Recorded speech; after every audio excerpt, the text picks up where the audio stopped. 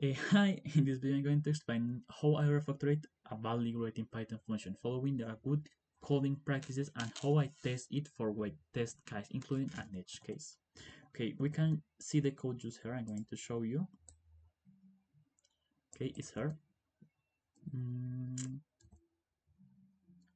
this function. Okay.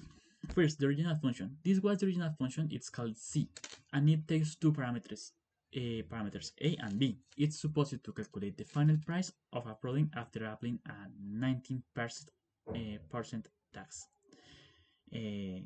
This function has several problems. The function name and parameters name aren't descriptive. There's no documentation, no input validation, and most importantly, a logic error. It subtracts 19%, but it should add the tax to get the final price.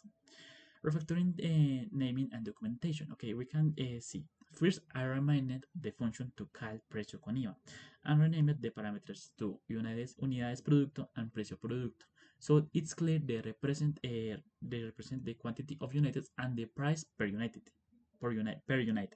I also added a docstring explaining what the function does. We can see aquí here the text explaining what does the function.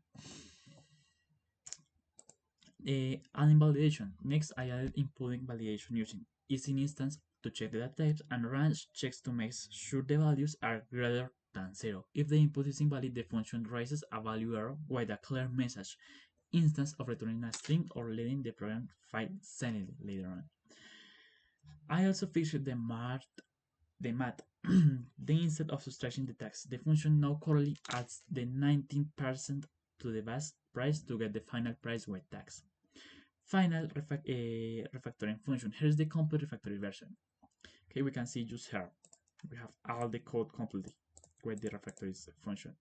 We pass from here to this. And after, we have the testing. Here